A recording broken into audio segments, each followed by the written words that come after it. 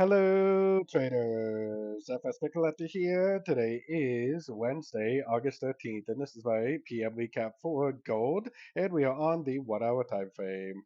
So this morning I was saying that gold probably was going to go up and make like a wave A of B. I would expect the move that we're currently in to be a wave B of B, and I think there's a good chance that we could push up again eventually for a C. I still think this whole move could be a pullback to the last 5 waves down, which is very clearly 5 waves. Now, because of my daily and weekly time frame analysis, I do think that we eventually are going to make a big downtrend.